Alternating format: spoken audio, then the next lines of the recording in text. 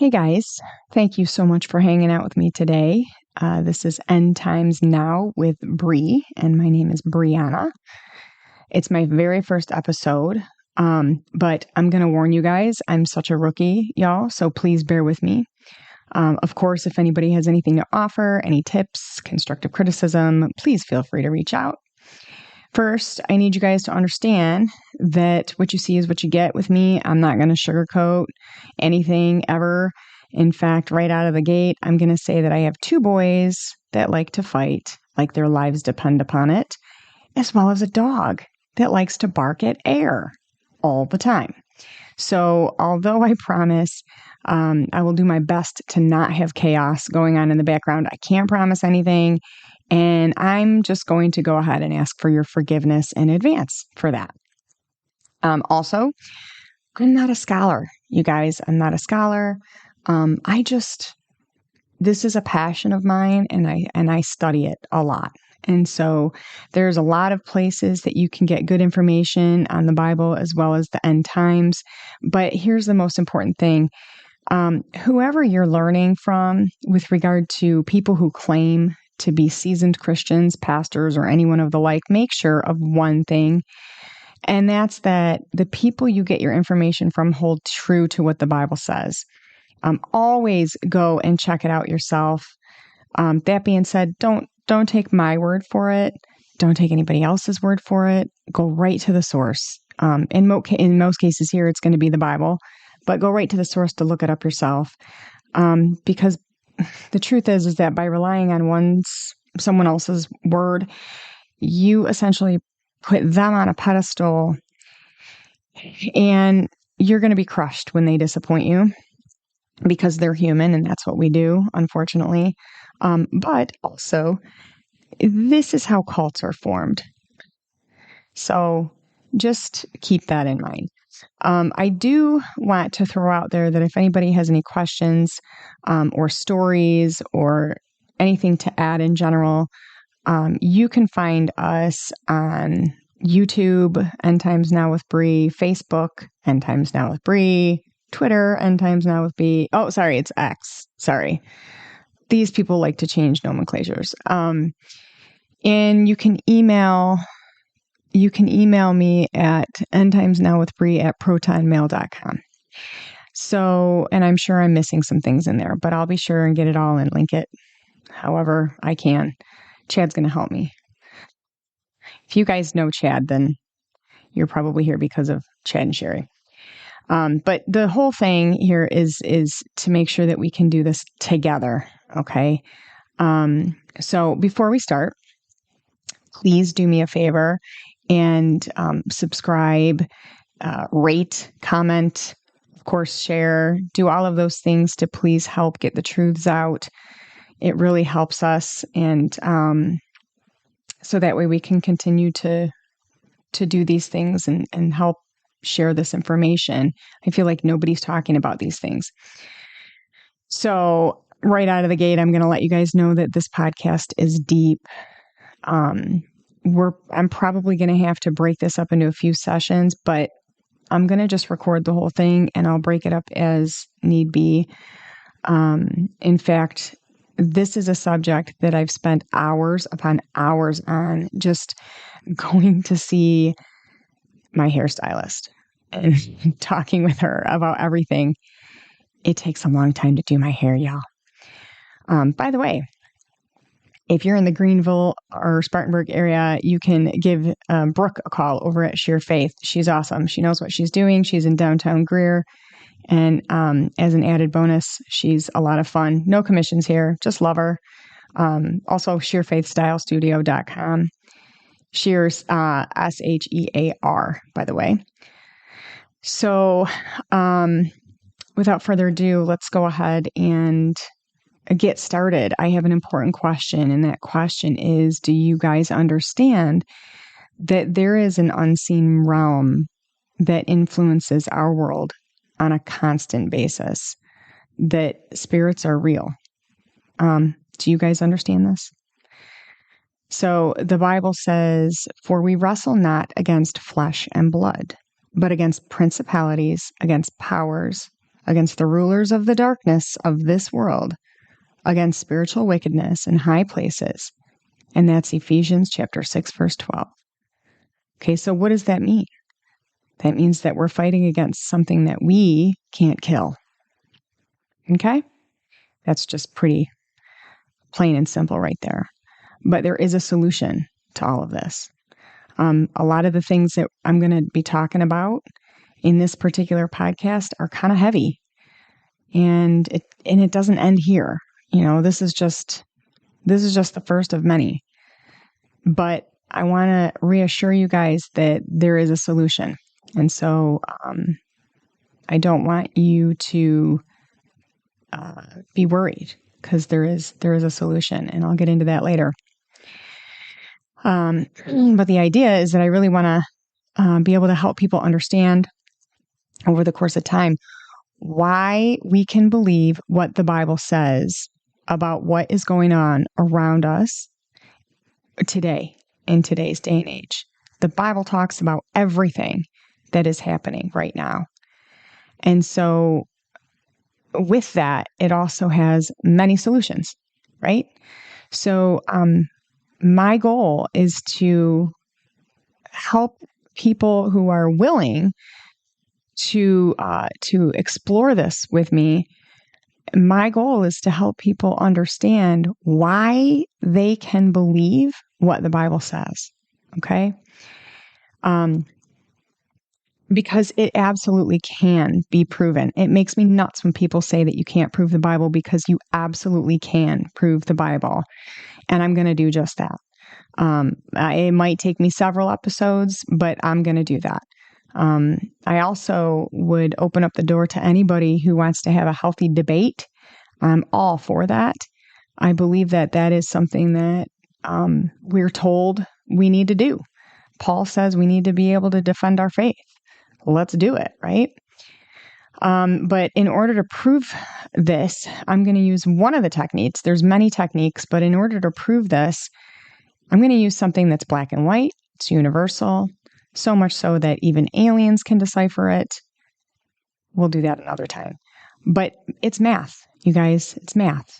Math is undeniable, and frankly, the results of all of these things, when you tie them together, it's truly mind-blowing.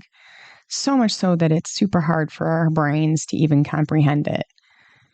If you want a glimpse into this, I'm going to do a session on it, but if you want a glimpse into this, go ahead and research a dude named Ivan Panin.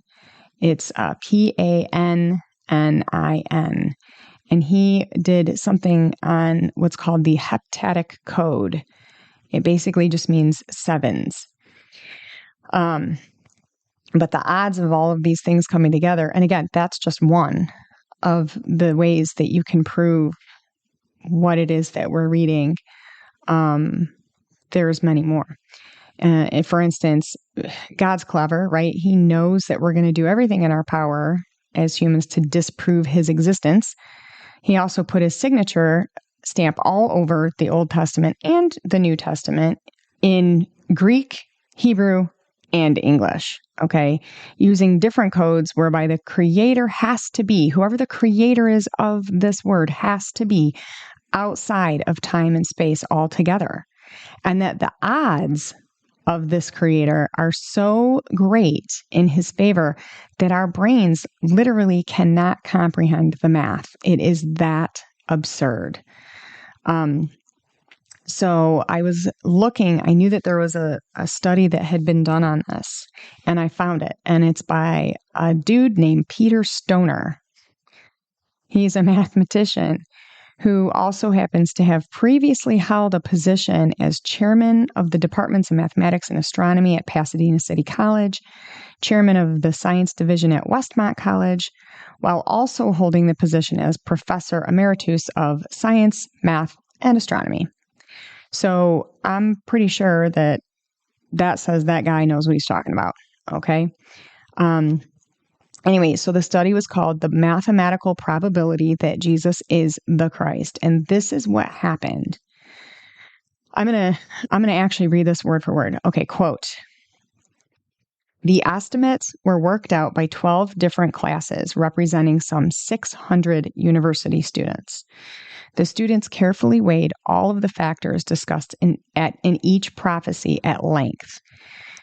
They examined the various circumstances which might indicate that men had conspired together to fulfill a particular prophecy.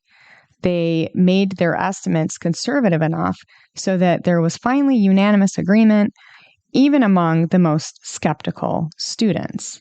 However, the professor then took their estimates and made them even more conservative. So see, he took everything that they had already agreed on and he said, okay, no, we're going to make this even more conservative. He also encouraged other skeptics and scientists to make their own estimates to see if his conclusions were more than fair. He goes further and he submits his figures for a review to a committee of this American Scientific Affiliation. Upon examination, they verified that his calculations were not only dependable, but also accurate in regards to the scientific material presented. For example, concerning Micah, chapter 5, verse 2, this is the Old Testament, you guys. It was written well before Jesus was born, and it states the Messiah would be born in Bethlehem. The professor and his students determined the average population of Bethlehem from the time of Micah to the present, and they divided it by the average population of the earth during that same time period. They concluded that the chance of one man being born in Bethlehem was 1 in 300,000. After examining only 8 different prophecies, they conservatively estimated that the chance of one man filling all 8 prophecies was 1 in 10 to the 17th power. Okay, so to illustrate how large that number is, number one, it's got a figure of 17 zeros. So 1 in that many. And the professor also decided to give an illustration in this manner. He said, if you mark one of the 10 he said, if you mark one of 10 tickets and place all of the tickets in a hat, roughly stir them up, and then ask a blindfolded man to draw one, his chance of getting the right ticket is 1 in 10. So go ahead and put yourself in that position for one moment. And then I'm going to go ahead and we're going to just hammer this home. So now suppose that we take 10 to the 17th power.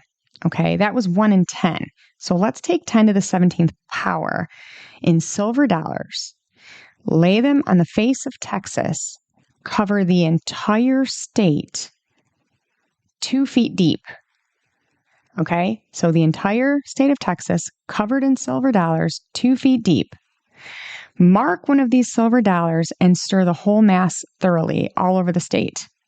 Now blindfold your brother and tell him that he can travel as far as he wishes, but he must pick up the one silver dollar that has a special mark on it. What chance would he have of getting the right one? Let's just think about that for a moment. It's the same chance that the prophets would have had in writing these 8 prophecies and having them all come true in any one man from the day that they wrote it to the present time. So, that's a long time. In financial terms, is there anyone who would not invest in a financial venture if the chance of failure were only 1 in 10 to the 17th power? Like, I'm game. But it's the kind of sure investment that we have offered by God for faith in his Messiah. That's what the Bible says. From these figures, the professor concludes the fulfillment of these 8 prophecies alone proves that God inspired the writings of the prophecies, and the likelihood of a mere chance is only 1 in 10 to the 17th power. He goes further. He does another calculation. Remember, that was only 8. He does another calculation where the professor used 48 prophecies. Even though he could have used Edersheim's 456 prophecies, he uses 48. And he arrives at the extremely conservative estimate, okay, very conservative estimate, that the probability of 48 prophecies being fulfilled in one person is an incredible number of 10 to the 157th power. How big is that, you guys? How big is that? That's 157 zeros, okay? Like, just stop and just think about that for one moment. It's 157, 1 in 157 zeros. Like, that blows my mind. I can't even comprehend it. The professor gives an illustration of this number. I like this, using electrons. Electrons are very small objects. They're smaller than atoms. And it would take 2.5 times 10 to the 15th power of them laid side by side to make 1 inch. Even if we counted 250 of these electrons each minute, if we counted day and night, so 24/7, once every minute, it would still take 19 million years just to count one line of electrons that's 1 inch long. 19 million years. I mean, that's nuts. So with this introduction, let's go back to our chance of 1 in 10 to the 157th power. Let's suppose that we're taking this number of electrons, marking 1 and thoroughly stirring it up to the whole mass, and then blindfolding your brother again and letting him try to find the right one. What chance does he have in finding the right one? What kind of a pile will this number of electrons make? They make an an inconceivably large volume. This is the result from considering a mere 48 prophecies. Obviously, the probability that 456 prophecies would be fulfilled by one man by chance is vastly smaller. Once one goes past the chance of 10 to the 50th power, the probabilities are so small that it is impossible to think that they will occur. Did you hear that, you guys? Dude said it's impossible, okay? So as the professor concludes, he says, any man who rejects Christ as the Son of God is rejecting a fact, proved perhaps more absolutely than any other fact in the world. He said it, his words, not mine, even though I agree. But listen, there's over 100 prophecies alone about his birth. Okay? So, I mean, it comes to a point where it's like, it's pretty undeniable, but it doesn't stop there. It doesn't stop there. I'm not even talking about prophecies regarding his character, mannerisms, miracles, let alone his death and resurrection. I'm not even talking about prophecies that don't concern him. I mean, everything in the book concerns him. He says, the volume of the book is written about me. And in fact, the very first prophecy is in Genesis chapter 3, verse 3:15. So he's right. The volume of the book is written about him. But I'm not even talking about any of those other prophecies, let alone his death and resurrection. I'm just talking about his birth. And these are things that he obviously had control over outside time and space, but he as a baby, he came as a man, right? So he didn't have any, he didn't have any, he couldn't have planned it, right? It's ludicrous to think that. But the fact is that some people don't even believe that Jesus actually existed. But here's the thing. There's more than enough recorded proof outside of the Bible that acknowledges Jesus he in fact existed. There's more than enough proof. And if anybody out there wants that information, I'm happy to give it to you. Again, End Times Now with Brie at protonmail.com. But here's the thing. There are some people out there that don't believe, but there's definitely one who does. And his name is Satan. And so today we are going to talk about him. We're going to talk about Satan and his minions and how they move about in this world and influence people in high places and what have you. And that brings me to this really cold, hard fact. Okay, we are in a spiritual war. Whether you like it or not, we're all pawns and the prize of this war. So if we're going to win this game, we not only need to know how to play, but we also have to know who we're playing. Okay? And in order to understand everything that's going on now, since we're in the end times, we need to understand how it started in the beginning. Okay? And that's what we're going to talk about on these podcasts. So I hope you're looking for some answers to these questions because they're in there. So, when you look at for example, if you look at battles that were fought and you ask yourself, how did the winner win? Usually, more often than not, the answer is that they hold a high ground. They hold a position in the high ground, but more importantly, they know their enemies better than their enemies know them. Some people might disband spies out into their area, just saying. But here's the thing. I can assure you that our opponent that we're fighting in this fight already knows you better than your own mama. Okay? And you might not even realize it. If you do realize it, then you're well ahead of the population.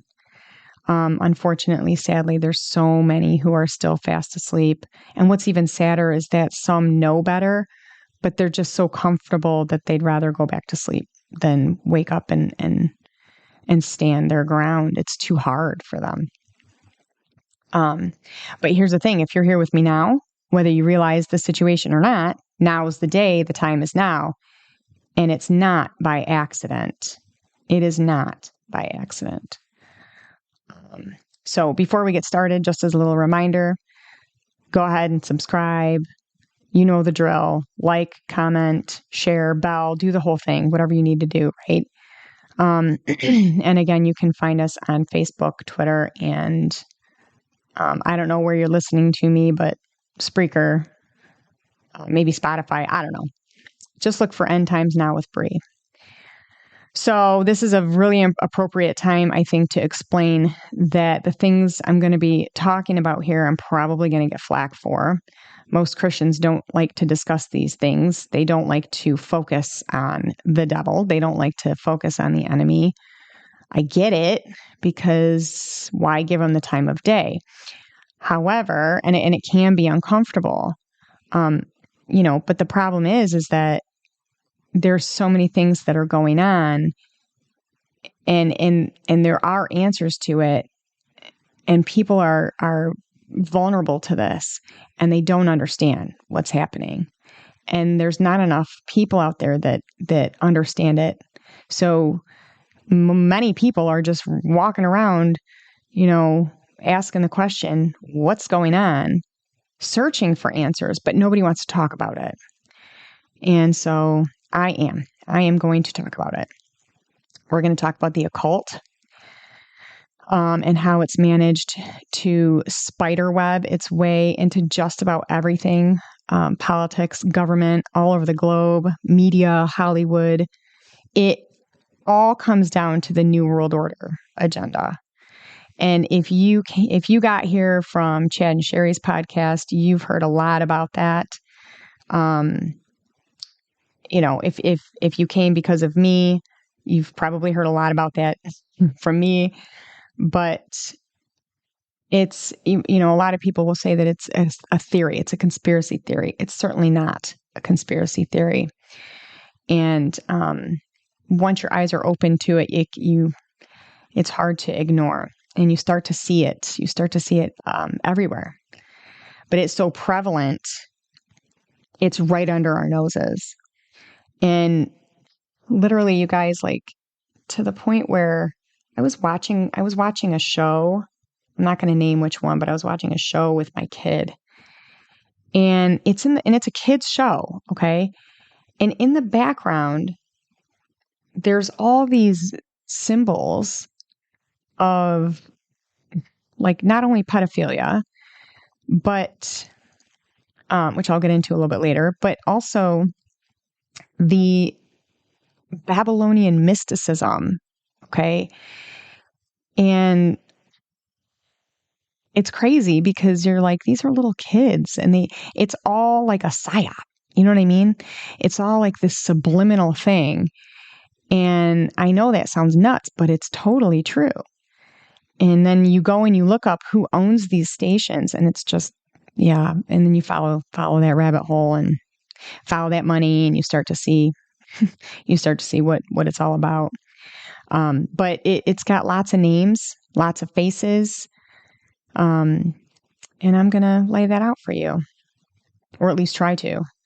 Probably going to do a lot of jumping around, but just stick with me and I'll wrap it all up for you at the end. But one thing to remember is that pretty much everything I'll be talking about is all relative. And that's going to be like with every episode. I mean, you guys, we're talking about 6 degrees from Kevin Bacon definitely applies here in the unseen realm and in things that are not flesh and blood. It's absolutely crazy. And you're going to start to see what I'm talking about as we get deeper into these subjects in the next coming episodes. But literally from the beginning of time until now, you'll see how one web starts to touch another. And, many would like to believe that the devil or Satan or whatever you like to call him doesn't exist. Just like they want to say Jesus doesn't exist. But I'm here to tell you that he does in many forms. His influence is literally everywhere. And you know what? If math can prove that the Bible is true and that Jesus lived, died, and rose again, then I think it's necessary to pay attention to what is said regarding Satan. According to the Bible and according to Jesus, Satan exists. Also, Satan's not really his name, by the way. And that's a whole nother thing. We can talk about that another time, but it's not really his name. I have my theories as to why it's not actually in the Bible. Lucifer's not his name either. But he is the very essence of pure, unadulterated evil. So let's just leave it at that. Ephesians 2:2, so chapter 2, verse 2, talks about walking according to the course of this world, according to the prince of the power of the air. And that same spirit now works in the sons of disobedience. Okay. So let's take a look at us for a second. Who are we talking about? We're talking about the prince of the power of the air. Who's the prince? And I'm just going to let you guys know that I generally read the King James Version, but you guys can use this technique where you go in, you read a passage, and you ask yourself the 5 W's. So who, what, when, where, why. And it really is very helpful in breaking things down. Also, if you go to blueletterbible.org, you are going to be able to switch up the version that you're reading. But I highly recommend that you always, read, like I'll read the easy to read version and then go back to the KJV. And it's important because, and I can talk about this another time, but it's important because we need to understand where that particular version came from and why it's reliable. It came from the Septuagint. And without getting off topic with that, you can go ahead and click on tools. When you get there, you click on tools on any verse in the Bible, and it'll actually take you to the Hebrew in the Old Testament as well as the Greek in the New Testament. It's got the Masoretic text. It's got everything on there. So it's really easy then to be able to verify what it is you're reading. And the other thing too, because I know that a lot of people are out there saying, what about the fact that it's been translated so many times? It's been translated. Well, here's the thing. The Dead Sea Scrolls that were found in the 40s, they found lots of scrolls. In fact, I want to say the only book they didn't find was Esther. And so they found all these scrolls that were like 99% intact. One of them being they call it the Great Isaiah Scroll.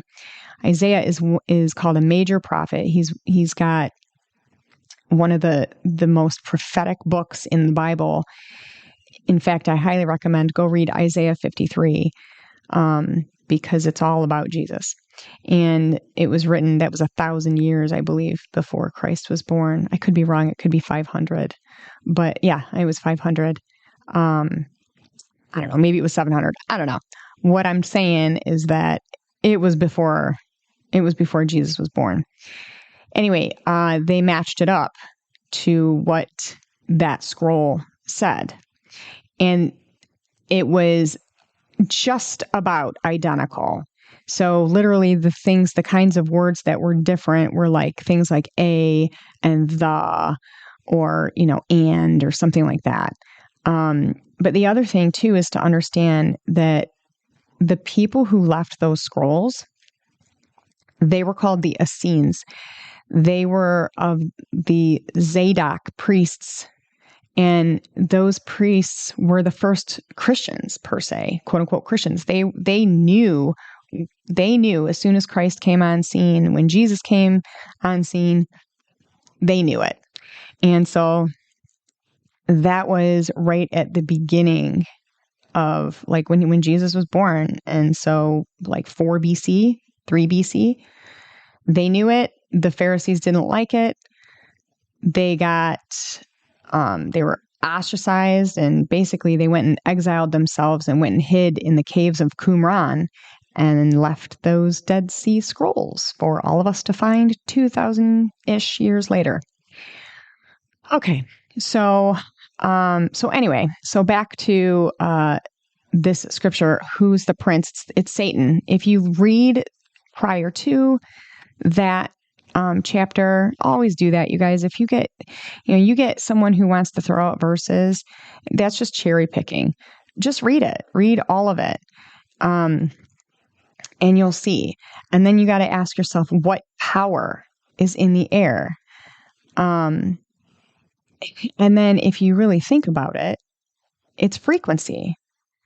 Frequency has a home in the air. And literally everything has a frequency. The clothes you have on, the things you eat, the plants, everything has a frequency. But moreover, let's think about how this world has changed since we've been able to transmit a message through the air, through these frequencies. In fact, both good and evil have come from it, right? Let's look at the internet. That was 1995? How has the internet in and of itself changed our world? I mean, I can remember like first getting on AOL and then like being able to look up videos or whatever. I know that we went through like 3 different phases with it. And then you could start chatting with people, and it just, it just changed drastically. So then we have to ask ourselves, okay, if this verse, I'm gonna read it again. It says, according to the course of this world. So the course of this world, according to the prince of the power of the air, at that same spirit, and that same spirit now works in the sons of disobedience, according to Satan, who is the prince of the power of the air. I mean, we have to ask ourselves at that point, what's going on there, right? How does the devil move? How does the devil move? He uses frequency. He uses frequency because we know that he can't be we know that he can't be everywhere at one time because only the creator God, Yahweh, can do that. Okay? So the devil then uses the frequency. He sends his minions out. The airwaves, right? Crazy. But anyways, for those of you who don't know who Yahweh is, he's the God of the Bible, otherwise known as the God of Abraham, Isaac, and Jacob. But here's the thing, one thing I know for sure, it's important to remember that Satan mimics all things God. Okay? Religion, he mimics all things God, and just as God has an army, Satan does too. Okay? So he uses his army of demons and principalities to influence anyone vulnerable enough and willing to be a mouthpiece for his agenda. Even an unsuspecting person, he can be very subtle and move with stealth. Although lately, I'm not going to lie, I kind of feel like he's out of the closet, loud and proud. But some of the biggest things to consider here is that he's the ultimate narcissist, you guys. He's cunning. He's extremely powerful. I'm not trying to give him all kinds of props, but it is what it is. Okay. And guess what? He hates you. He hates you. Don't feel bad, because he definitely hates me. He definitely hates me too. So we have our own club. Yay. In fact, his hate is so intense for us that he would rather give you gifts of fame and fortune and whatever else our minds can conceive that we want or that we think we need, so long as it kept us distracted from what's really going on. Some people even can become so miserable. You look at Job, the book of Job, that is actually the oldest book written in the Bible. It's not Genesis, but Job, poor dude, was miserable. Okay. He lost his family. He lost his farm, his animals. He lost his health. He had boils all over his body. You know, that in and of itself could be enough for one person to be like, I don't believe in God. But he didn't do that. Okay. He didn't do that. And so we have to understand that Satan will do whatever he can, right? So long as whatever the bribe is or whatever it is that is going on would keep us from the love of God and instead take us to live an eternity in hell with him. But why? Why does he hate us so much? Well, in the beginning of time, beginning of when we were created to be loved. He loved us more than he loved the angels. And Lucifer was an angel, right? Satan was an angel. So his mortal enemy, Jesus Christ, his mortal enemy, loves us more than the angels that he created. And that is why Satan hates us so much. John 3:16, y'all. The original sin, not Adam and Eve, you guys, not Adam and Eve. It's not what the church teaches you in Sunday school. It's not Adam and Eve. It's Satan, the 5 I wills, the infamous 5 I wills, where he decides he's going to be bigger and better than God. And let me tell you, dude took a ride from heaven like a lightning bolt. God got him out of there with quickness. And so pride was the first sin. That was the original sin. Adam and Eve were atoned for by innocent blood, because when you read in Genesis, he made them garments from the skins of animals. Well, how did he do that, right? I mean, they were atoned for at that point. He booted them out of the club. They weren't allowed in the garden anymore, but they were atoned for. The reason why we're here today, you guys, is not because of Eve and Adam. It's more than, it's not just because of Adam and Eve. It's more than that. It's definitely more than that. But speaking of Jesus, if you don't know him, you should consider asking him to come hang out with you, because believe me, you don't want to face what's coming without him. It's going to get ugly, and we're going to get into Revelation, and I'm going to share some things with you guys and go into Daniel and share some more things, because it's all relative. It all ties in together. So you're gonna understand, lo and behold, that you don't want to face what's coming without him. In fact, without him, the devil could use his weakest demon to wipe the floor with me, you guys. Seriously. But JC and I are pretty tight. He knows everything about me. He knows my secrets. He knows my flaws, my imperfections. And let me tell you, they number greatly. Just ask my husband. He knows all my ugly. And yet he still goes before me so that nothing can go against me. And guys, this is saying a lot. One day I'll break it down and I'll give you my story. It's insane. But here's the thing. And nobody would believe me. No one would believe me. But I have witnesses, okay, that I still talk to this day. And I don't know, he always managed to do some kind of a miracle to literally save my tuchus. Let's just say that it's a miracle I'm not dead several times over or in prison, okay? I'll just leave it at that. But I will say that the Bible says he works all things to good for those who love the Lord. That's Romans 8:28. So Romans chapter 8, verse 28 through 31, Bible says, if God should go before you, who should be against you? Nobody? Anyone? So I'm going to give a little warning here. I started this journey about 10 years ago, and I thought I knew a lot, right? Because at that point, I thought I knew a lot because I'd been a follower of Christ for like 30 years at that point, almost, just about 30 years. Let me tell you, I was so wrong. Oh, I was so wrong. Literally, all I did, I just started I started asking for truth in a world where truth is scarce, right? Truth is hard to find in this world. And God gave it to me. But here's the problem. Once my eyes were really opened, I became depressed. Okay?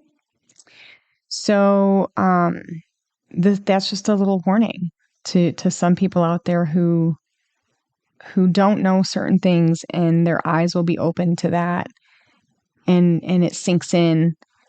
There's a chance, right? There's a chance, because I went through like a grieving process, because all of what I thought I knew went out that window so fast. I wanted to stick my ears and my fingers in my ears, and I wanted to just la la la.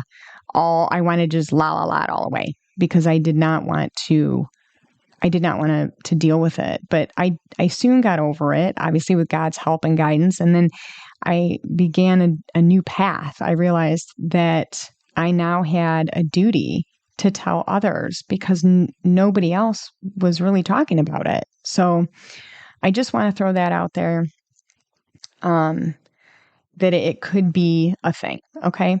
One of my jobs here on earth is to give people the truth in an effort to avoid regret. Okay. Regret is a horrible thing. It's hard because most times people either don't want to hear it or they don't want to accept it. But by not sharing these things, then I myself would have to live with that regret. I'm not going to go down that whole shoulda, coulda, woulda thing, because I've done it before, and I just don't play that game. Mama don't play. So the bottom line is that you don't have to agree with me on anything, because I'm also going to add that I've been wrong sometimes. I'm human, but I'm also willing to come to the table with an open heart. So, and I'm willing to accept if I'm wrong. If somebody has something and they bring it to the table, I'm always open to that. So if anybody out there is listening and hears something that I say and it's not correct, please feel free, come forward and let me know, because we are iron sharpens iron. That's what the Bible says. Iron sharpens iron. And so I'm open to being sharpened. Okay, so now that we've got all that out of the way, let's dive into the unseen realm and how it's shaped the world, the modern world especially. So I guess the best place to start would be with a dude named Jack Parsons. So Jack Parsons, he and his best buddy Ed, these two would get into Ed's dad's engineering tools and resources and whatnot, and he and Ed started conducting these experiments using explosives. Eventually, they started taking supplies from Parsons' job over at Hercules Power Company, and they started building bombs. Both of these guys went to Caltech, and they helped to form this rocket research group called GalKit. Halloween of 1936 was the first motor test near the Devil's Gate Dam in Pasadena. It exploded, and henceforth these guys then became known as the Suicide Squad because duh. But it gave rise to the lab that we know today as the Jet Propulsion Lab. A lot of people say that it's actually Jack Parsons' lab, but whatever. He's the one that came up with it, and it's actually the one that's responsible for the Mars rover landing and some other things of that nature. But yeah, he was making bombs. Okay, and so I guess at that point, we can only imagine that the military-industrial complex gets word of them, and they sought after him, probably offering him some big money. I know that he ended up having some high clearance and whatnot, but he just was not satisfied with that. In short, he decides to step out of the science box behind what he's doing, and decides that the answers for what he's looking for lies in the occult, Satanism, and black magic. He goes on to swear an oath.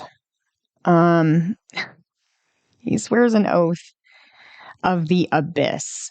And I'm just going to preface and just say there's a lot of things here that I will explain what they are after the fact. So just bear with me. But he swears this oath of the abyss, only having the choice between madness, suicide, or that oath. And the oath is the result of the religion brought about by Aliester Crowley. And the religion is called Thelema, of whom Parsons becomes obsessed with. And we'll get into more on Crowley later. But this is what he says. He says, and I quote, "I took the oath of Templi, which is from Thelema, and even the oath of the Antichrist before Freighter 132, the unknown God. And thus was the Antichrist loosed in the world, and to do this I am pledged, that the work of the beast 666 shall be fulfilled." Oh my gosh, you guys. Like, here you have this guy, super smart, right? Yet so not smart. I'm just like, I just can't with these people. But anyways, so that's what he did. So let's talk about abyss. So the abyss is in the Bible. It's called the Abyssos in Greek, and it refers to the pit of Orcus, where evil spirits live. Orcus happens to be the punisher of broken oaths, and this guy lived in the underworld with the likes of Hades, etc. But he was also known as Dispater, Rex, Infernus, or Pluto. Here's the thing. It's all, like I said before, it's all relative. There are several names for hell. It's Sheol, and then there's Gehenna, there's Tartarus. I call angel jail. That's angel jail. Tartarus, Hades, There's many names, just like there's many names for these, what I call small g's, okay? The gods and goddesses of Roman and Greek mythology, Egyptian mythology. The issue is that they're real, okay? So I say that knowing very well that there's going to be some scholars that have, acronyms behind their names with the alphabet behind their names, and that they would disagree with me, but they are all the same. They all come from the same source. If you cross-reference them, you'll see. Okay. So they're all the same source. In fact, I'm going to do an episode soon regarding demonology and how they play a part in this whole story, what we can do about them. Because I feel like there's a lot of people out there who are plagued and just don't even know it and really want to be free of it. And there's a way that we can do that. So just track with me here because I'm going to jump around a tad, but I promise it's all going to come together eventually. So as I said previously, these things that he swore were inspired to him by Aliester Crowley. So let's look at, I'm going to call him Crazy Crowley.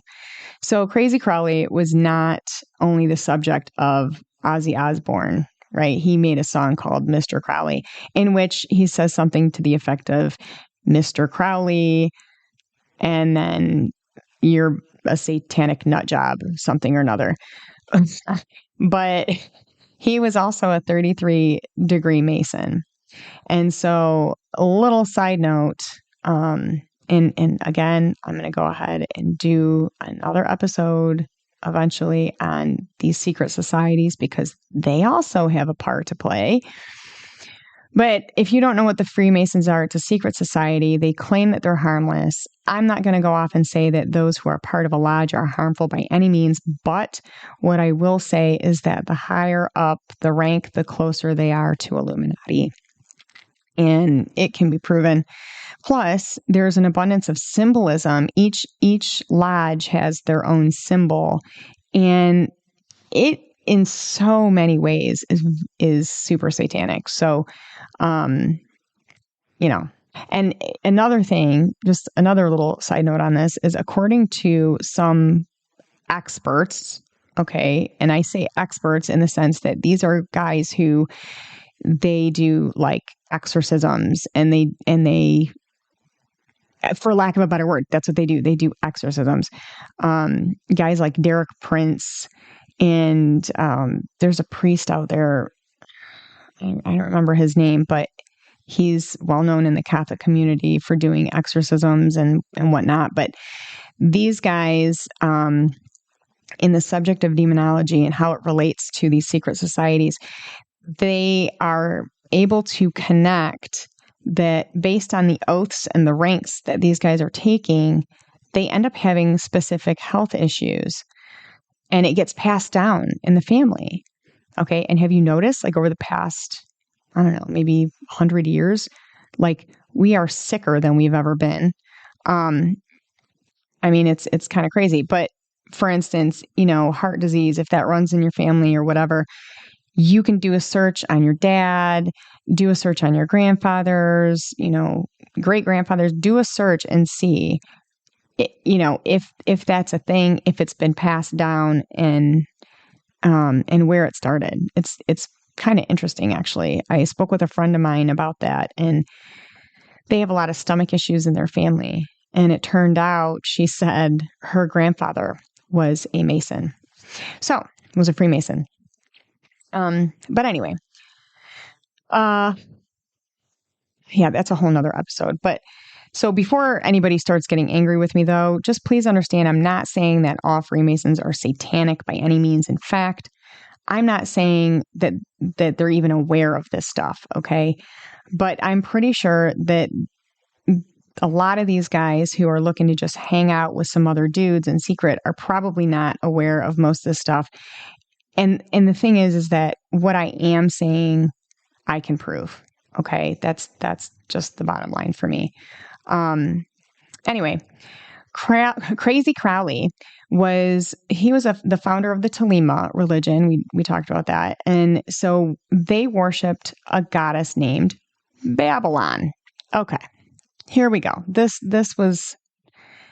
did it for me, right? So it's not spelled like Babylon in the Bible, which is Babyol, Ylon. Sorry, they're spelling it Babylon, Babalon, and I'm just convinced at this point, and you'll see why, that this dude is like an attention seeker, and it's the same Babylon as the Bible, because apparently this goddess was also called the Scarlet Woman, the Great Mother, and the Mother of Abominations, and is also identified with Mother Earth, who is also Gaia.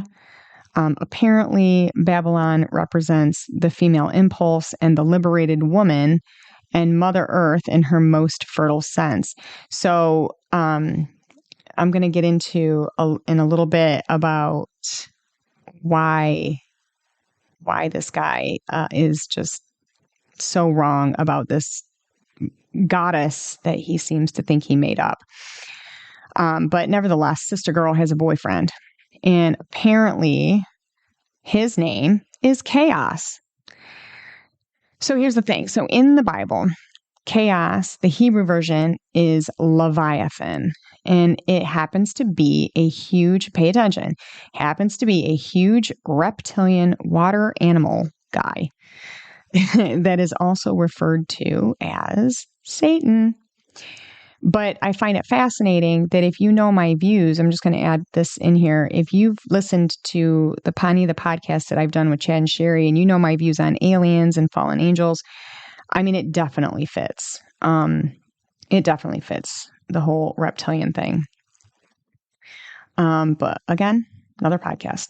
But what does Revelation say about this chickie? Because Jesus shows John these things, and I'm pretty sure that this was written before Crowley was born. So just saying that. This is what it says. It says, "So he carried me away in the spirit into the wilderness, and I saw a woman sit upon a scarlet-colored beast, full of names of blasphemy, having 7 heads and 10 horns.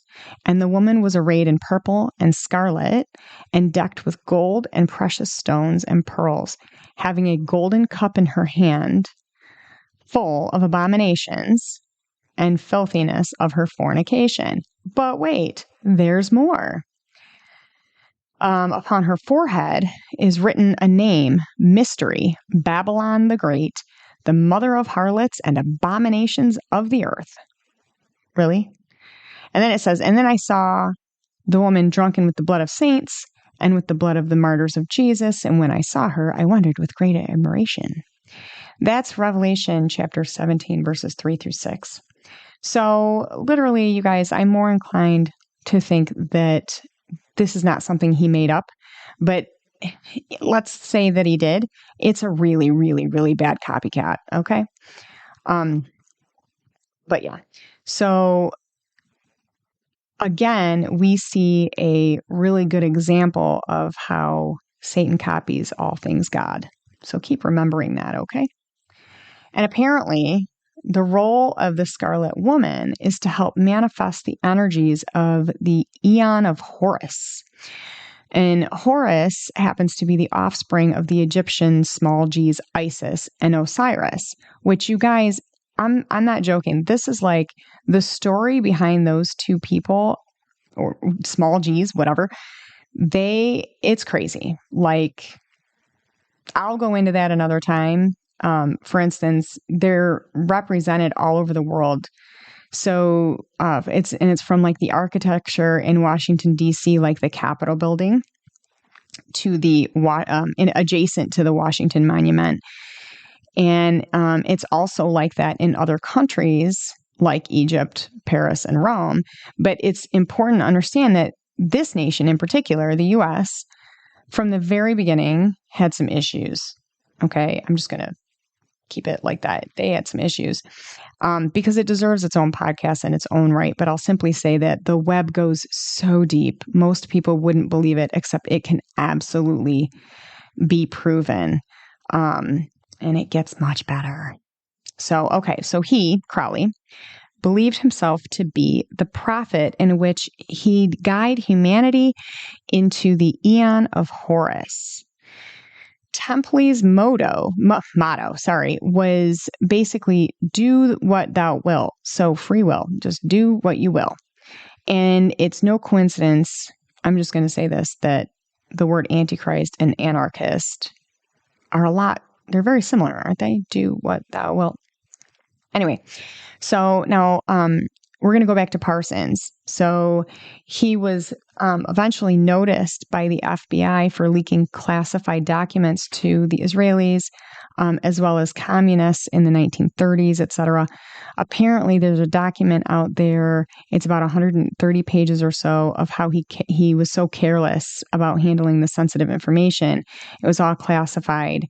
And the FBI was really investigating not just the fact that he was giving away information, but using taxpayer dollars to bring about the apocalypse using his satanic agenda, i.e. Babylon workings, and more on that later. So crazy, you guys. So, all right. So now we're in 1941. He and his wife, Helen, they meet this guy by the name of Wilfred Talbot Smith. Okay. Now, this dude is later to become known as Freighter 132, otherwise known as the Unknown God. So check this out. And I can't find anything more on this guy other than this, right? But this is crazy. So he makes that vow. He says that oath. He swears that oath to this guy, known as Freighter 132 / the Unknown God. And I'm gonna get into that in a minute. But he subsequently hooks up Parsons with the magical fraternity he's involved with. It's called Otto, or the Ordo Templi Orientis, or the Order of the Temple of the East. And it's held at this lodge called the Agape Lodge. So the weird thing about this is that agape is in the Bible, and it's like a brotherly love. It's not like a husband-wife love. It's a brotherly love. And I just find it very odd that they decided to use that word. But it's still in operation today. And if you look at their logo, so if you go onto Ordo Templi Orientis of the East and you look at their logo, it's pretty self-explanatory if you understand the secret societies out there. But I'll see if I can explain it. Okay, so there's a red rose that's sitting in a green chalice of fire. Inside that rose, there's a heart with a cross, a Knights Templar cross. And that's a whole other thing to be discussed later. But again, it's all relative. And that heart ends up having a single flame out of the top. And then the rose has a single flame out of its top. Also, that in and of itself is relative to a secret society called Rosicrucianism. Their symbol is a rosy cross, or the rose cross. They believe that there needed to be a new world order. In fact, they all believe that, but they came from the Knights Templar. So, and we're going to touch on that later too. But all right. So anyway, so just above the rose is an upside down dove, and it's diving into this rose that's like on fire. But above that, so above the dove, is a triangle most synonymous with none other than the Illuminati. And inside of that triangle, you see the Egyptian all-seeing eye. So yeah, nothing to see here, folks, right? No connections whatsoever. And so if I didn't mention this before, the head of Otto was none other than Aliester Crowley. And so Crowley wasn't the only nutter walking around at this time, but Parsons was right up there with him, if not more so. And the guy, W.T. Smith, who led Parsons and his wife to Otto, this guy, this is crazy. So Parsons ultimately does a paper entitled, Is Smith God? In which he's convinced and lays out this evidence saying that based on astrological research, Smith is an incarnation of some sort of deity, that he is God. He's the unknown God.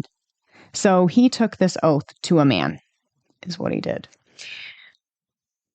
Who's dead now, by the way, and in a grave, whatever. But as a result, Crowley gets pretty cranky about this. He doesn't like it. He starts hinting that it's time for him to hit the road. So they both get triggered. Smith goes off to create his own magical practice, and Parsons follows him and yet remains close with Crowley and this guy Smith. The funny thing is that Parsons, he eventually ends up losing his wife to none other than Freighter 132, i.e. the unknown God, Talbot, what is his name? W.T. Smith. I mean, come on. And then in the interim, he's handling all of the money and whatever. In fact, a huge portion of his money is going to Aliester Crowley. Meanwhile, he's being investigated by the FBI. I mean, this is such a soap opera, seriously.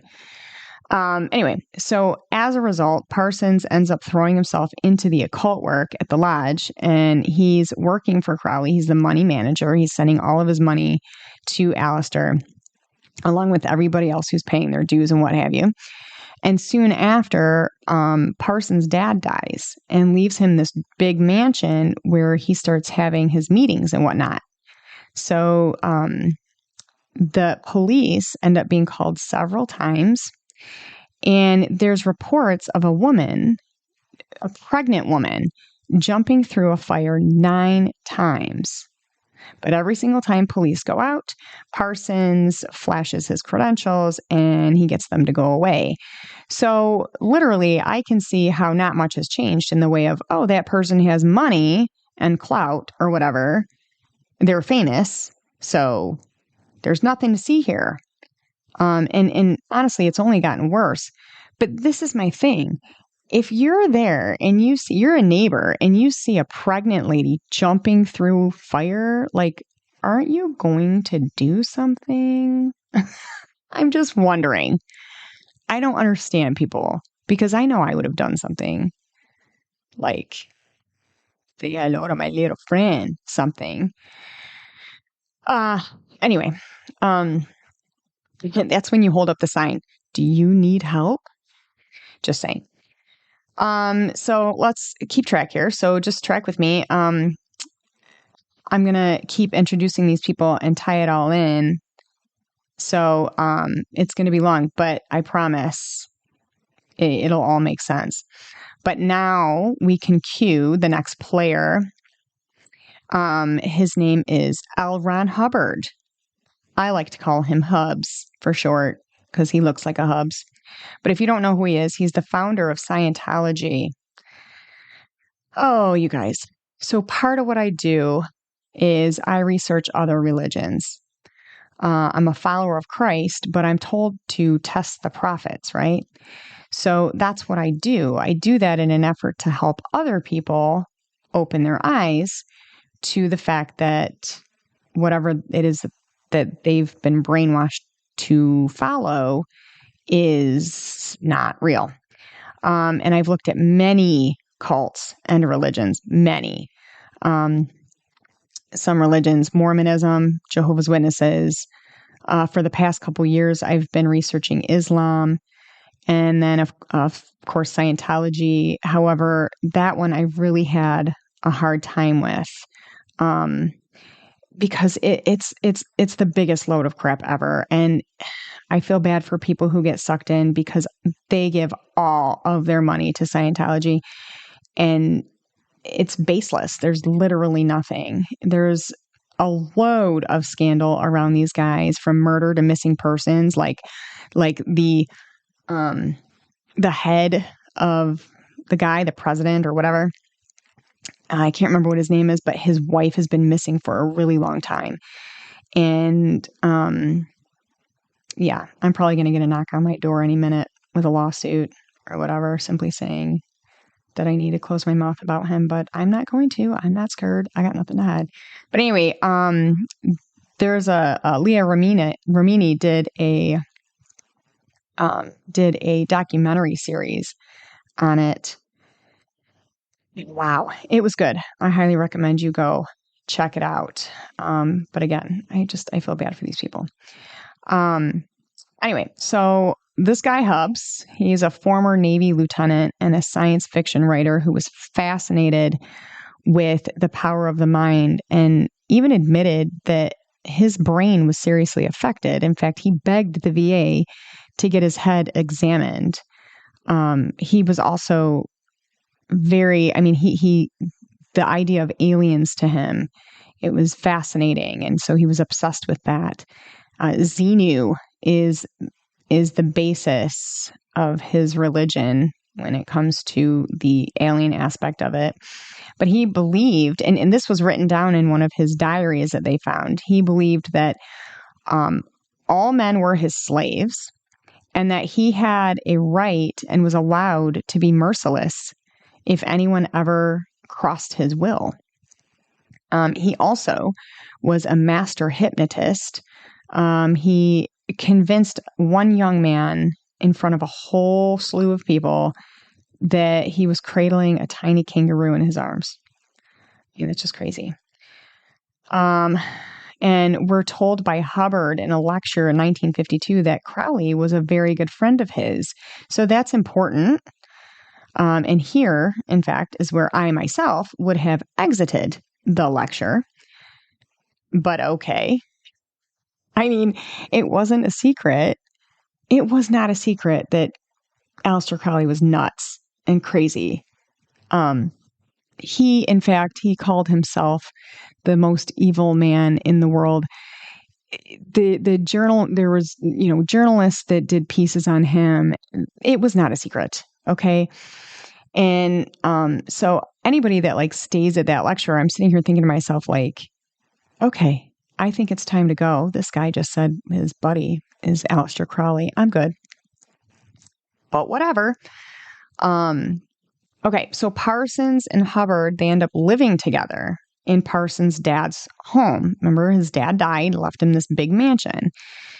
And there were other residents living in this mansion too. Most of these people were hippies, artists, scientists, and occultists. All of them were occultists, but they all had different jobs or whatever. But this is where good old Hubbs meets Sarah Northrop, which is his second wife. But that's not all she was.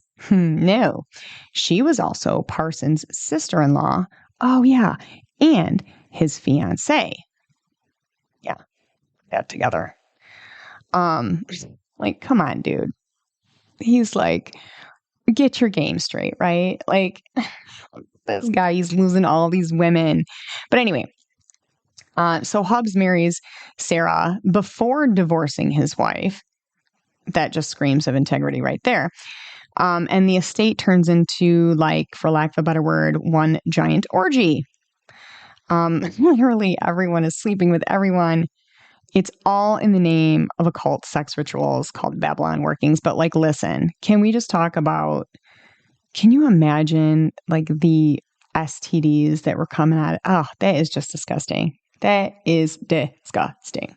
They probably had a huge vault of antibiotics and whatnot. There goes my doggy. Sorry. Anyways, so we can now cue the Babylon workings. The first ceremony stars a robed L. Ron Hubbs chanting things he shouldn't be chanting, while Parsons and this lady named Cameron, that's her last name. I can't remember what her first name is. It was Rachel or something like that. Anyway, apparently they were engaged to be married. And so they ended up doing the nasty for 11 nights in a row, all in an effort to produce a child with, quote, superior intellect and powers, end quote.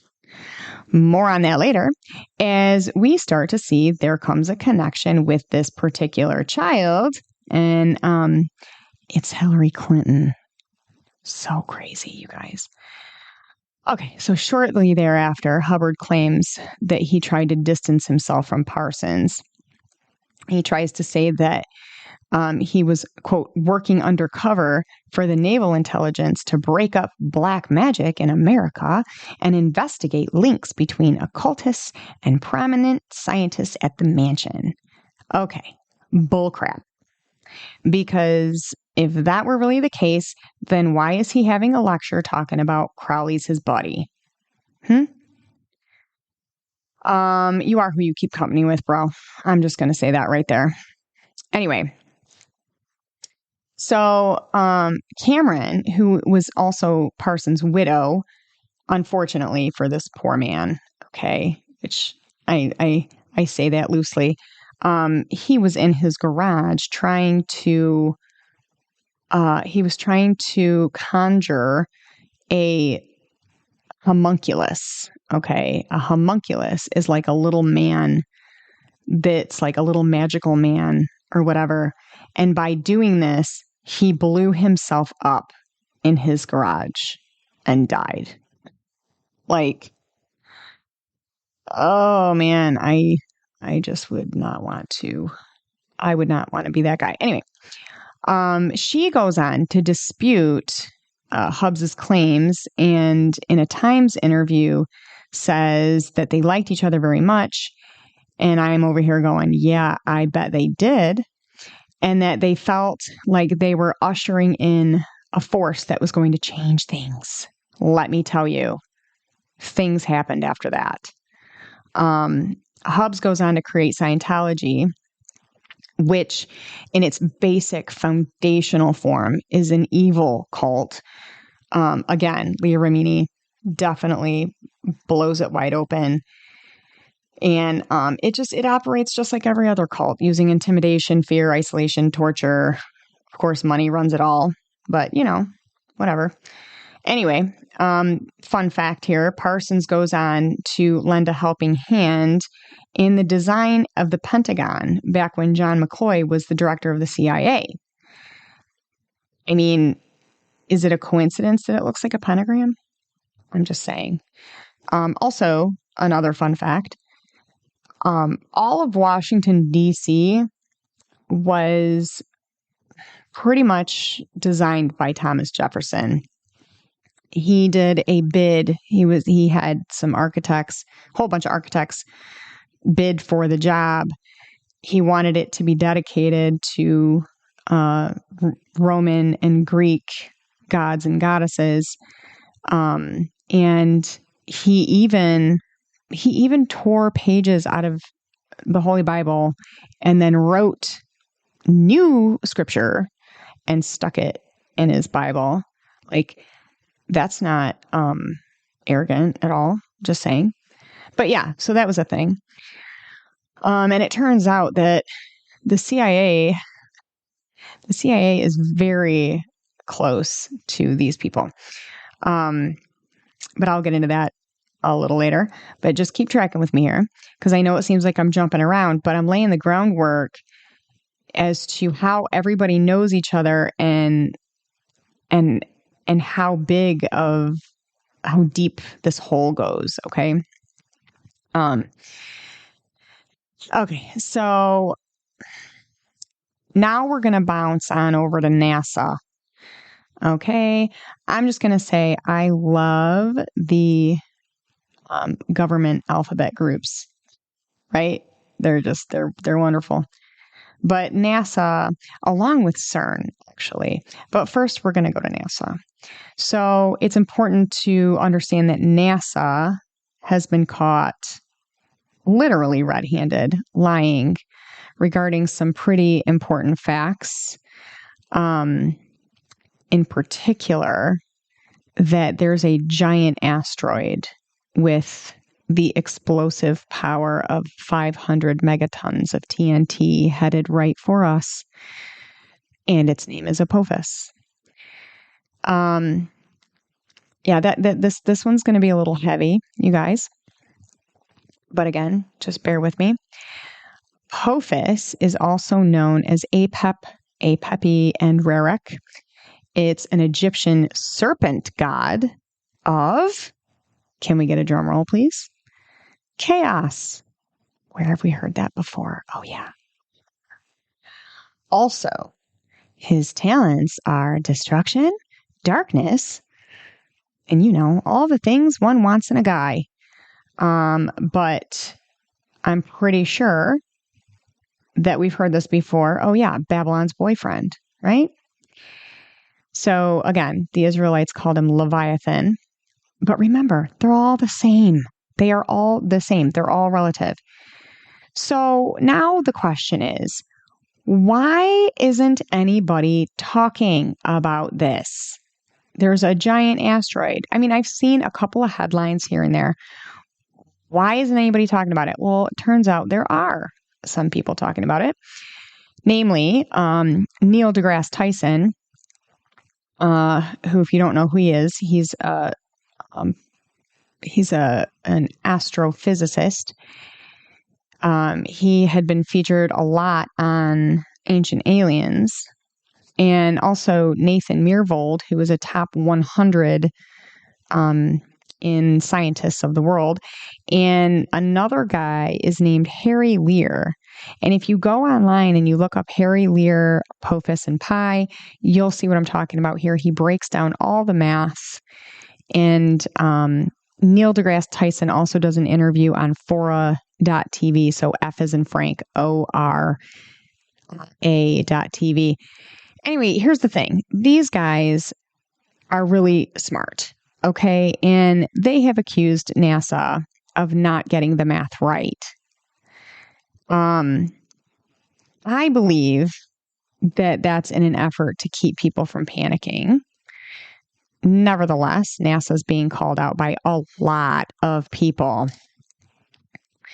And it just goes to show that, no matter how hard these people try to lie and keep it closed, it's going to blow apart sooner or later, right?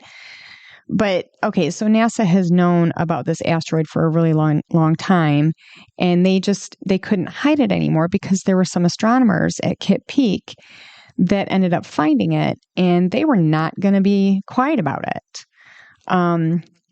Guy named Roy Tucker, he was with another gentleman named David Tolan, and then there was one other guy, and I'm really sorry, his name is escaping me. But these people, I feel bad for these people. There's a 229-page report on mysterious deaths and murders of astronomers, right?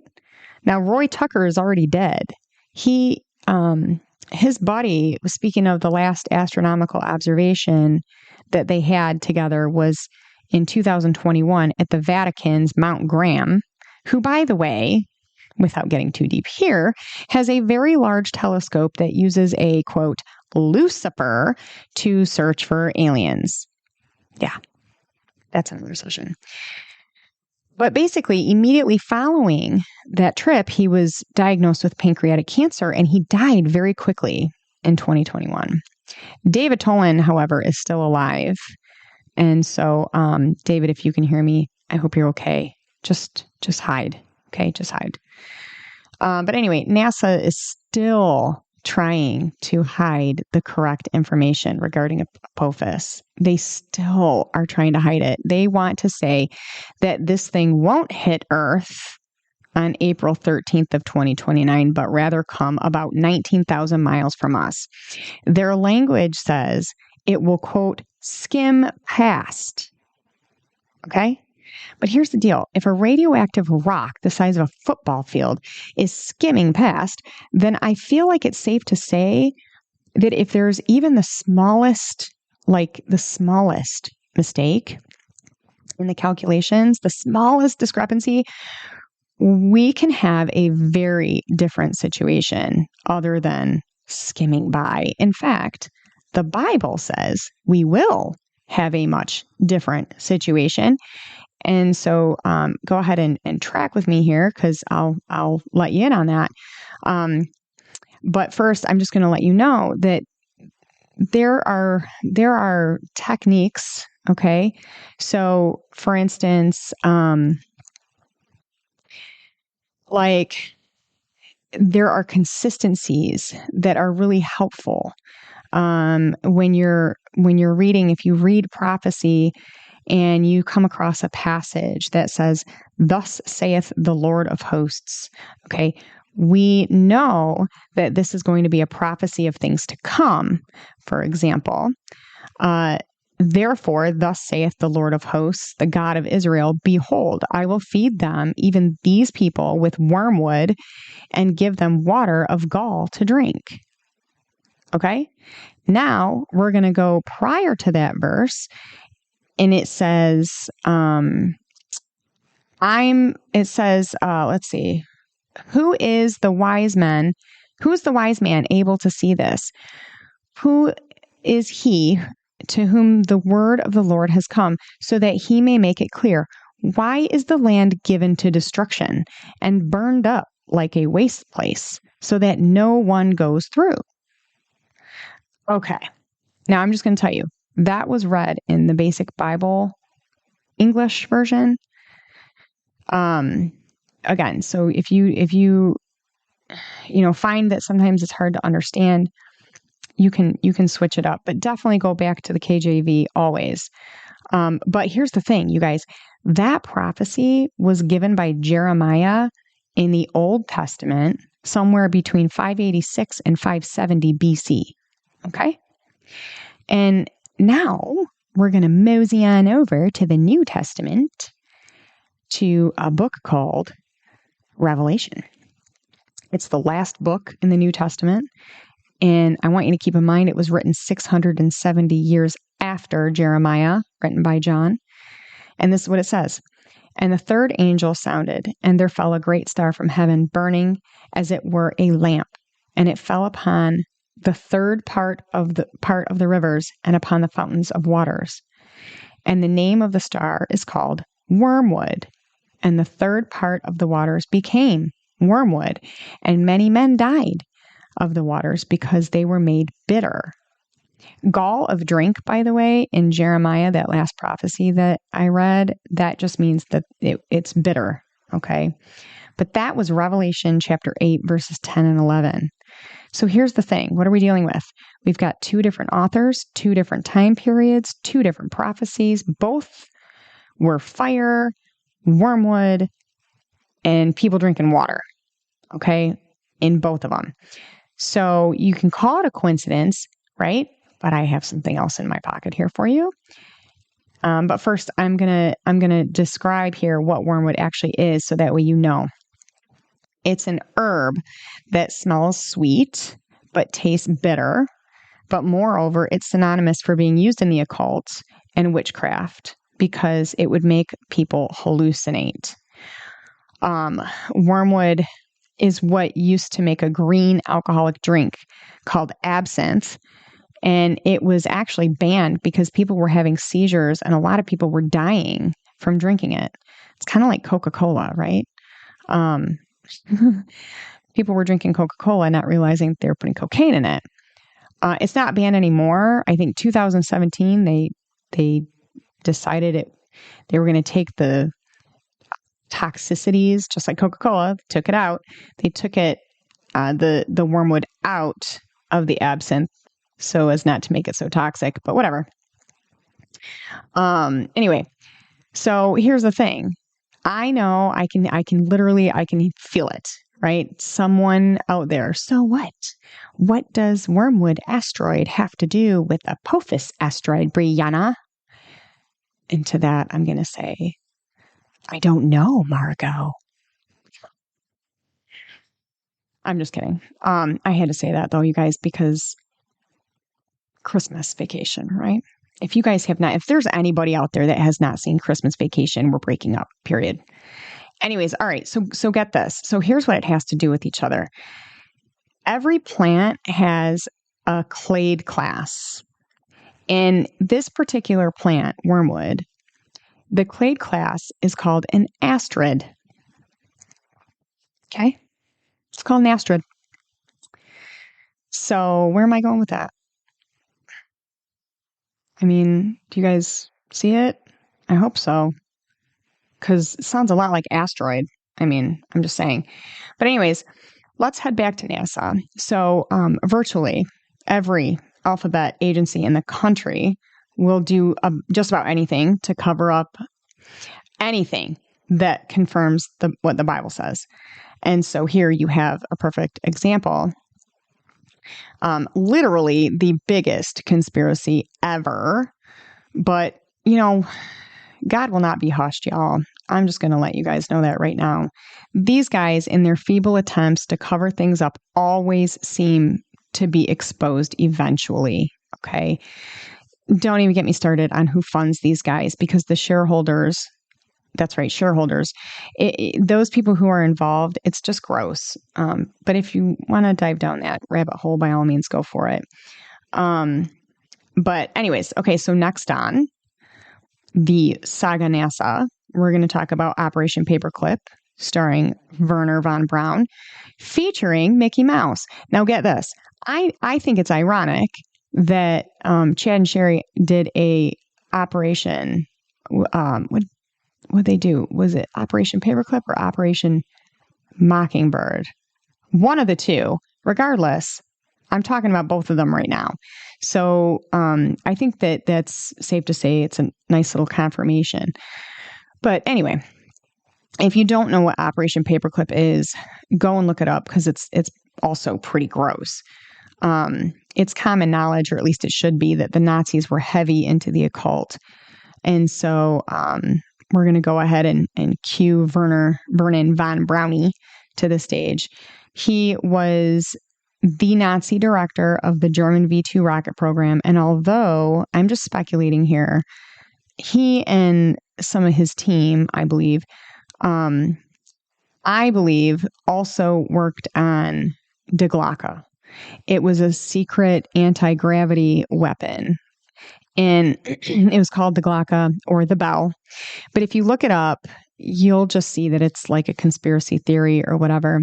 But I'm more inclined to think that if they try to say it's a conspiracy theory, the chances are it's probably not. But anyway, Von Braun, he surrenders himself to the U.S. military in World War II, where he escapes facing charges for war crimes because of his smarts, with the help of the good old USA and Operation Paperclip. And he's not alone. 1,600 other high-ranking Nazi smarty pants people got to secretly evade charges, gain citizenship, and live out their dreams peacefully here in the United States of America. Oh my gosh, that's just disgusting. Because literally, like, one of the guys, they found out that he ordered 300,000 Jews to the concentration camp. Just disgusting. Anyway, here is where Von Braun gets to live out his dreams as an American aerospace engineer and space architect for none other than NASA. And after, let's see, so speaking of the bell, here's another little fun fact here for you, the bell. Von Braun had a buddy. This is a little off topic, but I'm just trying to paint the picture as to how everything is so closely connected. It's just crazy. But Von Braun ends up having a buddy by the name of Walter Dornberger. This dude was also a fellow paperclipper. He worked in the Air Force alongside NASA on a project called the Dinosaur Project. But he also worked at a company called Bell Helicopter. Now, Bell Helicopter was invented by a guy named Arthur Young, also an astrologer and founder of the Institute for the Study of Consciousness. Arthur Young then goes on to employ A1 Walter Dornberger Okay, so that's von Braune's buddy. He's the Nazi that apparently turned not Nazi. And who does Dornberger go on to employ? He employs a guy named Michael Payne. Michael Payne and his wife, Ruth, they ended up housing none other than Lee Harvey Oswald and his wife, Marina. You guys, they were instrumental in framing Oswald for JFK. I'm just going to say that right now, okay? Back to the topic at hand. Let's have a chat about Mickey Mouse. And I'm just going to say, if my husband were here right now, he does the best Mickey Mouse, impersonation. It's pretty funny. Anyway, so how are these guys connected? Okay, so Von Braun later hooks up with Walt Disney, and they start doing a TV show called Disneyland and an episode called Man in Space. But here's the thing that most people don't either know about Mickey Mouse's daddy, or they don't want to know about Mickey Mouse's daddy. For one, he was a Nazi sympathizer. Meryl Streep made some comments that his grandniece, it was his grandniece or his great-grandniece, one of the two, Abigail Disney, agreed with, saying that he was a bigot, he was an anti-Semite, he was a misogynist. And there's a lot of evidence to this, however. The Disney organization will come back and say it's not true. He made contributions to organizations like Yeshiva College and Hebrew Orphanage and the American League for a Free Palestine, which that's an oxymoron right there. But I think it's safe to say that when people with an abundance of money give to a certain cause, that doesn't necessarily mean that you give a crap about them. Okay? Because people buy people off all the time. And it's no secret that Hollywood is mostly owned and run by Jews, right? So if they have the upper hand, I mean, you know what I'm saying? Regardless, I believe that you are who you keep company with. And the kind of people he was hanging out with were, Nazis. So there you have it. And we do know for sure that good old Wally was a master at mind control. He was heavily into black magic. Allegedly, he was also a pedophile. If you do some research on the symbols hidden in the Disney films, you're going to need a puke bucket. Okay, I'm just telling you that right now. But anyway, he was part of a fraternity called the Ordum de Molay. De Molay was the last Grand Master of the Knights Templar. And this fraternity is literally a baby Freemasonry. It's for boys from 10 to 20 years old. It was founded by a Grandmaster Freemason by the name of Frank S. Land. Oh, you guys, everybody called him Dad Land. Oh, it's so gross. But when they join, they're handed a pamphlet called Hi, Dad. Oh my gosh. Anyways, recipients of the degree of Chevalier take a vow to honor Land's memory every year on November 8th by breaking bread with a fellow Chevalier, an active de Molay, or a young man in his teens. Okay, really. Anyways, Frank S. Dadland. I mean, Disneyland? I don't know. Is that a coincidence? Whatever. It's just weird. But he was pretty obsessed with that guy. So Walt Disney did not end up going on to be a Freemason, but his brother did, however, just letting you know. And what I do know is that he was a major player in NASA's endeavors. He paid them a lot of money. He gave them a lot of money. And there's a reason why. It's because they were involved with the CIA, right? And in part, the propaganda and the Hollywood and in the media, so on and so forth, that was the whole gig right there. Project Mockingbird, right? And the funny thing here is that if you go and you do a search on it, Wikipedia will state that it's a conspiracy theory. Like, seriously, a conspiracy? Yes. A theory? Definitely not. In fact, George Bush Sr. stated in 1976 that the program would be disbanded. Of course, it wasn't, because why would anybody do that if they're, like in control? They're lying, right? Of course, they're lying.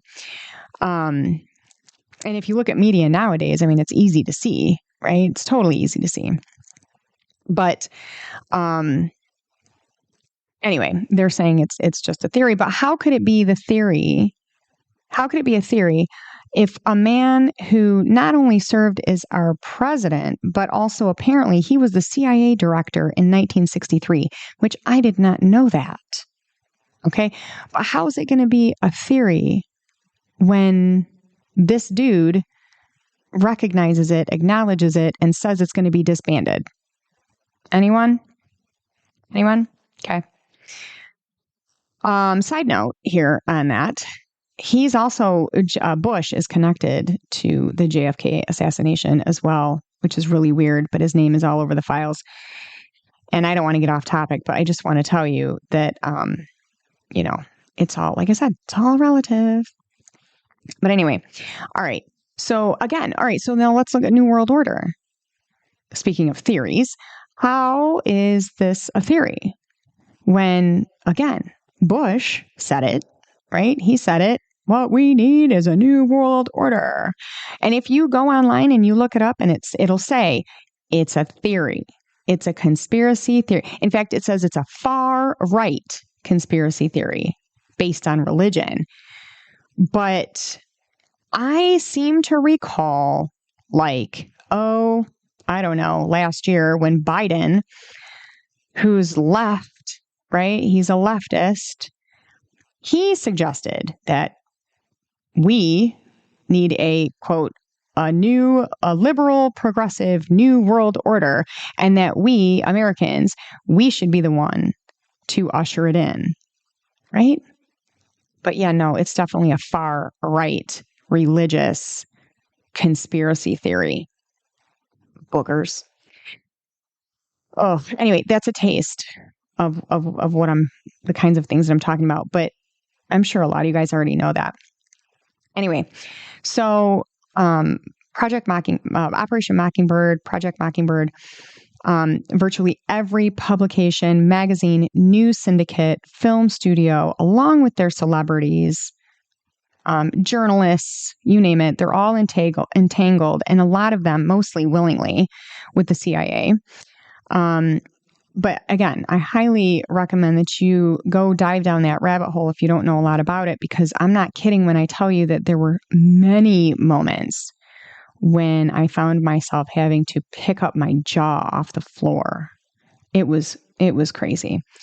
But anyways, okay, so Walt Disney, again, he was a major player in Operation Mockingbird. He did a ton of propaganda for them, lots of psyop for them. In fact, he was so cooperative that the CIA helped Disney in such a manner that to this day, this blew my mind, to this day, the Disney organization is able to avoid taxation as well as environmental regulation, as well as maintain immunity from the U.S. Constitution. Did you hear me correctly there? That blew my mind. Immunity from the U.S. Constitution. Holy cannolis. Anyway, there's an article that was written by the Daily Beast, a guy named T.D. Ullman, and it's called How the CIA Helped Disney Conquer Florida. Go read it. It's just a very basic, I'm sure it goes much deeper than that, but go read it. It's crazy. Anyways, the short story is that Disney buys a bunch of land, creates 2 phantom cities, one of them being Bay Lake and the other one Buena Vista. His engineers obstructed the area's natural water flow and set up a quote-unquote government, a civil government. in these cities, where the only official residents would be the handful of hand-picked Disney loyalists who would periodically, quote, elect the officials, who in turn gave complete control back to Disney executives. Okay. So I sat there, I'm like wondering how is that possible? Well, there were people that literally, when it was taken to the courts, these guys didn't read it before signing off on it. Congress did not read it before signing off on it. Even these people who were doing that, there was like one guy, I think from Tallahassee, came forward, he said, we just didn't read it. Oh my, are you kidding me? So now you have this huge organization that doesn't need to check their rides, by the way. I just want to let you guys know that if you find yourself at Disney, don't ride the rides, because they can't be shut down for any reason. Just to let you know, nobody can order them. Like if you, like the health department can't come in there, you know, and say, hey, we've got, you know, reports of bad food or whatever it is. Health department can't come in there. The rides commission or whoever it is that takes care of that, they can't come in there to inspect the rides for safety. They can't shut them down. That's insane to me. But it is what it is. But here's another thing that's just really weird. This is really strange. But it's also a very clear indication of who's running the show. It's just another confirmation, excuse me, for me at least, of what's behind all of these things. Remember, it's principalities behind the rulers, the big dogs, right? Okay. So again, T.D. Ullman of the Daily Beast writes, quote, those who were there never forgot the day that Disney inaugurated what truly would be a magic kingdom in Florida, magically above the law. The governor and his cabinet came down from Tallahassee. TV crews were in attendance, along with Florida's most eminent civic leaders. Right on schedule, the curtains parted. On the screen, here comes Walt Disney. He gives his much beloved self-deprecating smile and then announced that in Florida, he was going to create a new kind of America, not just a theme park. If Florida, among all the many melodramas of the last 500 years, could be said to have had only one defining moment, this was it. Because in this place, at this particular time, the distinction between reality and fantasy, nature and names, vanished entirely. Walt Disney was dead when he made that presentation. He died 7 weeks prior to this from lung cancer, which is just so crazy to me. Dude is dead, and yet there he is chatting away about his agenda to create a new kind of America. Yada, yada. I mean, who signed off on that? Anyway, check this out. This is what Revelation 13:15 says. It says, he was granted power to give breath to the image of the beast, that the image of the beast should both speak and cause as many as would not worship the image of the beast to be killed. Okay, so don't get me wrong here, guys. I'm not saying that Walt Disney is the Antichrist, okay? Or the beast, or whatever. What I am saying is that it hasn't been that long since we've had film, let alone streaming capabilities, right? Film didn't come out until 1885. So most people, a little over 100 years ago, would have had little to no idea what that verse was actually saying, or how something like that could even be a thing, right? Let alone back in 95 AD when John wrote that.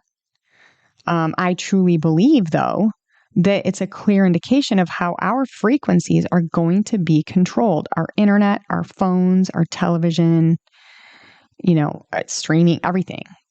All of it will be in their control. And if you think about it, it's already like that in so many ways, and in other countries, it's already being done. So, okay. Now that you know about these wackadoodles, oh, and believe me, there's more to come. We're going to ask the question here, what do they all have in common? NASA, CERN, and demons. Yep. So what happened? Okay, well, I went to CERN's website, and this is what it says. In celebration of the 2023 Year of Open Science, CERN and NASA are jointly organizing Accelerating the Adoption of Open Science. It's the name of a week. Okay, it's a week-long Open Science Summit at CERN in Geneva. It happened in July this past year. And this is what else it says. It says this event will bring together relevant stakeholders in the physical sciences and international policymakers like UNESCO and the European Commission. The diverse range of attendees will exchange experiences, ideas, and expertise towards promoting open science policies and practices and to develop practical action plans to implement open science practices that are fit for both context and purpose. That's a lot of mumbo jumbo. But also, it says that the summit will feature a combination of online plenary sessions and panel discussions that will be open to anyone to attend and contribute to. However, the more focused workshops in which participants have to be invited, they are going to be coming from universities and research institutions and funding agencies. Yeah. Also, the attendance to the workshops is only held to 80 people, and they all have to be invited individuals. And then finally, it says allocation of these slots will prioritize applicants that meet certain criteria, which includes, and here we go, institutional responsibility to advance open science policy and practices, practitioners of open science at universities, research institutions, representatives of national, international, intergovernmental organizations, and members of the research community focused on issues relating to open science, etc. Okay. Do you notice how they make it open, i.e., open science? But it's actually not open, you guys. It's closed. It's totally closed because all the people who will be invited to do anything worthwhile are part of a small, albeit elite, system of people. Okay? So why, right? Why would CERN and NASA want to come together? Why do they want to be boyfriend and girlfriend with these big, elite, sciencey playmakers? Why do they want to do that? Well, before I get into that, I'm going to talk to you about Jack Parsons, because I believe that this right here is the reason, okay? So remember we were talking about L. Ron Hubbard and Parsons and his fiancee Cameron were doing the Babylon workings where they wanted to, conceive a child.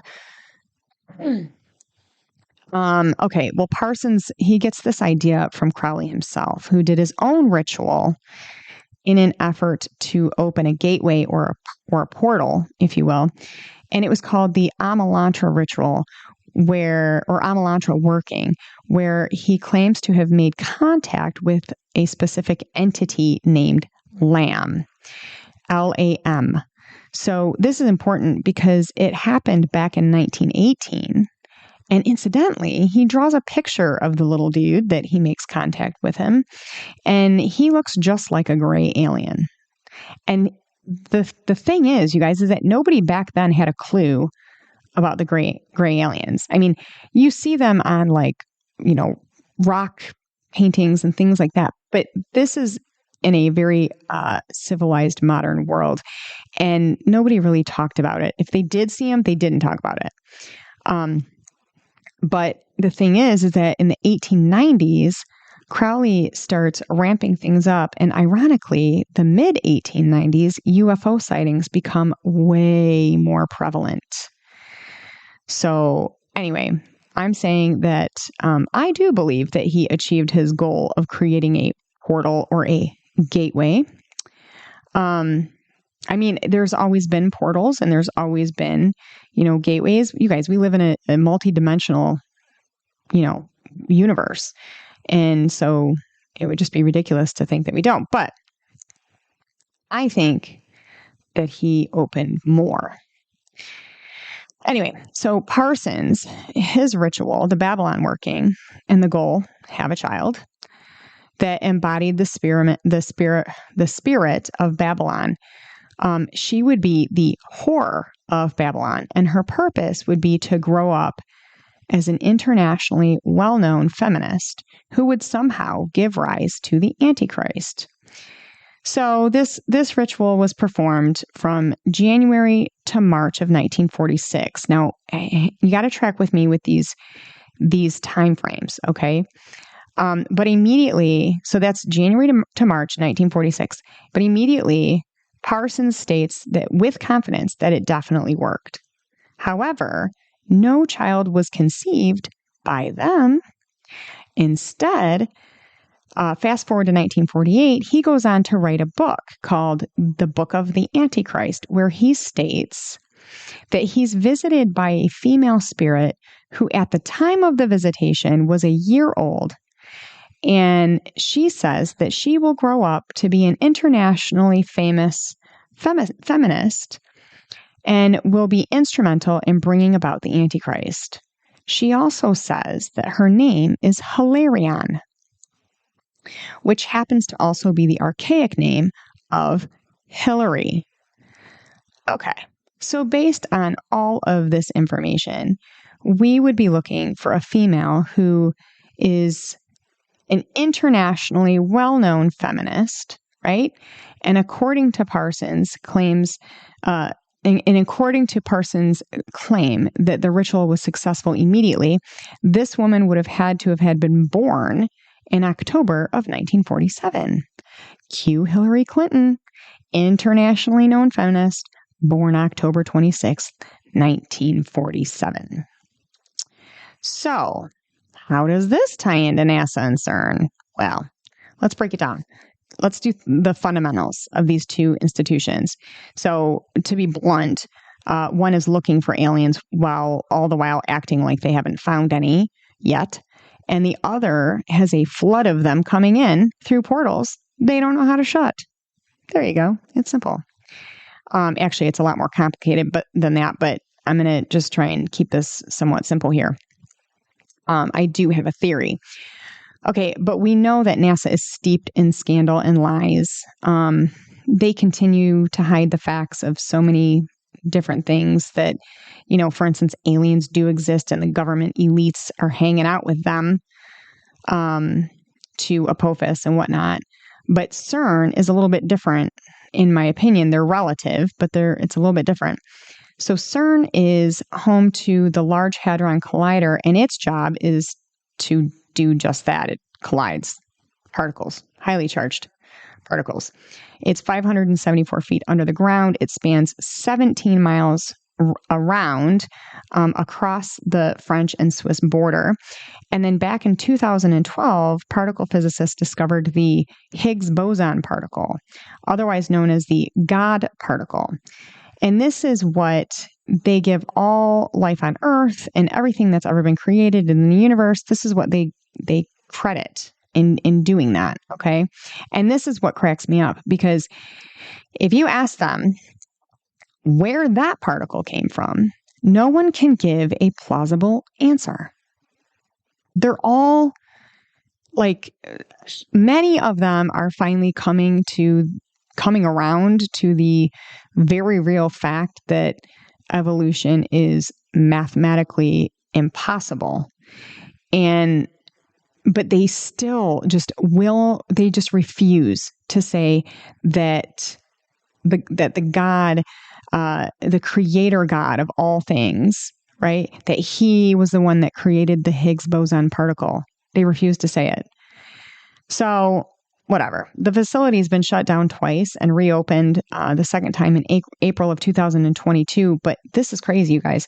So apparently they made some upgrades to the Hadron Collider, and it's now called the High Luminous Large Hadron Collider, which is significant because Lucifer, the illuminated one, just saying, maybe it's coincidence. I don't know. But anyways, they dig this tunnel for the thing, and they go and create this extremely bizarre video that, in my opinion, screams of satanic worship. Okay. I'm not, yeah, that just is, it's the craziest thing. You know, I'm sitting there looking at it going, oh, they're not even hiding it anymore, you guys. They don't even hide it anymore. Beyonce did a concert that was steeped in the same thing. I'm like, and that was in Dubai. It was a private concert, but you can get glimpses of it on YouTube. But they're just not hiding it anymore. It's insane. But go check it out because it's nuts. I want to say it's under like you have to look up CERN grand opening ceremony, and you'll get the video. It's crazy. But anyway, you know, when you go look that stuff up, like, you know, did CERN open a portal or whatever, you're going to get a lot of feedback that says it's a hoax, right? But here are some things to remember. One is that if the science elites say that they're doing this or that, the chances are that whatever they're doing is probably way further advanced than they're leading us on to believe. Also, they lie all the time. So we're going to think about this for a moment. CERN smashes a bunch of atoms together only to find the Higgs boson, which also, okay, that's how they found dark matter, which is highly explosive, by the way. But supposedly they find this Higgs boson, and supposedly it's so powerful that they give credit to all new creation to this thing, right? But somehow the idea of opening a portal or a gateway that allows demonic activity from another dimension to pop in and say, what's up, is ridiculous. No, I'm sorry. I think it's just the opposite. In fact, in April of 2023, CERN did open a gateway. They opened a science gateway where the people of the public can come in droves and all for free. Okay, so here's my theory, people. CERN, this is what I think happened. I think CERN opened up an unintentional gateway whereby they realized that they made a giant boo-boo, and now they don't know how to close it. Okay, but they know that NASA is tight with aliens. Okay. And so they build an actual gateway, a science gateway, where these parasitic demonic entities can get their energetic fill.